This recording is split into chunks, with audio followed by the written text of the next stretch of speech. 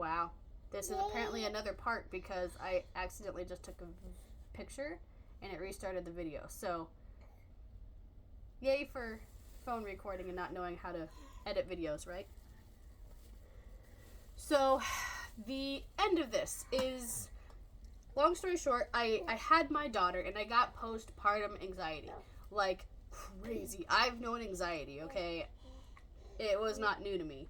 Except for when it started really hitting. It was like a paralyzing fear. You just, thinking about it.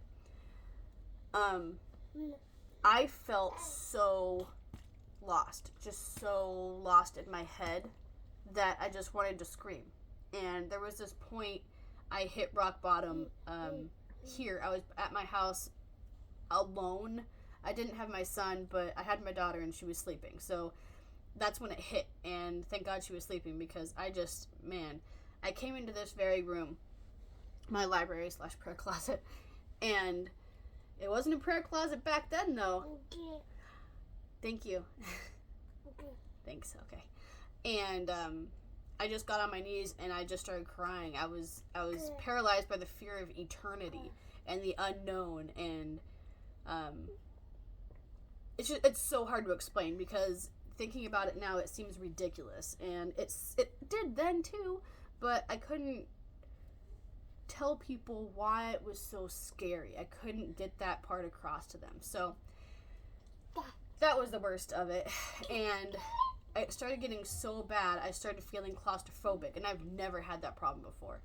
So I go outside, and I'm just bawling at this point, and I don't care. I live in a neighborhood, okay, in town, and surrounded by neighbors, and I just didn't care. I didn't care about anything in the world. People walking by, I was just like hands grabbing the grass, and I was like, like just freaking out. And I'm like, God, just let me know it's gonna be okay. Just let me know it's gonna be okay. And I think I said that same thing over and over again about 50 times at least. And I was just crying, let me know it's going to be okay. Let me know it's going to be okay. Knowing that it's going to be okay, but in my head it was not. It was very strange. Anyways, I ended up calling or getting a hold of this lady from church.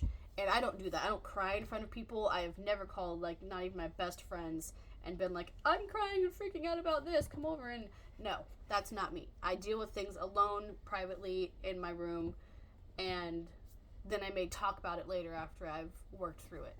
But this, I just couldn't. I didn't know what else to do. And because I had moved out of state, even though this may be years later, I still don't have a friend here.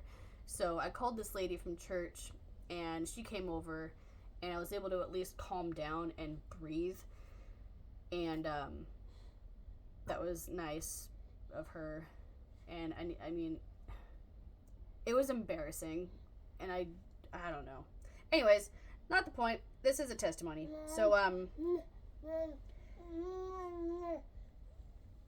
I have this anxiety for months, and I mean, I kept crying over and over again. I just had to go on walks. I started walking after dinner. Yeah, it's great, Fred. And that helped a lot, was getting outside and just talking to God and looking at dandelions.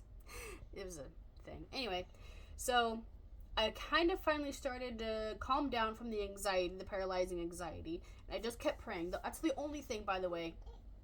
The only thing that kept bringing me back was Jesus, okay?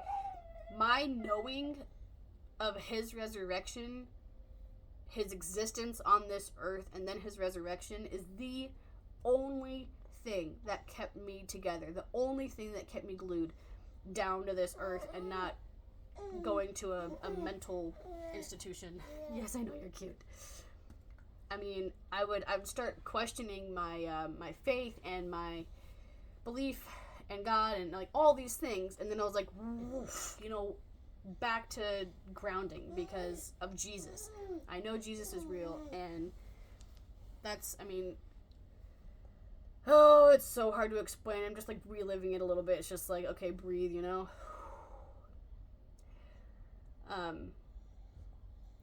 Jesus was the only thing, right? So I started deep diving into Jesus after I was able to calm down from these paralyzing fear situations going on.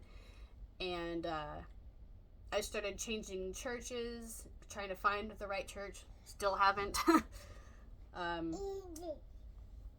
I currently don't even go to church. Anyways, point is, I started deep diving, and then I rededicated my life to Jesus in a way. Like, I got rebaptized. I know it doesn't like do anything to get rebaptized, okay? But I just felt like I wanted to do something, mark something, and show people that I'm rededicating my life to Jesus, you know? So I was like, oh, why not do it like this? So I did that, and then over the course of like 4 months, kind of started going down again because I was really stressed out with having 2 kids and being at home,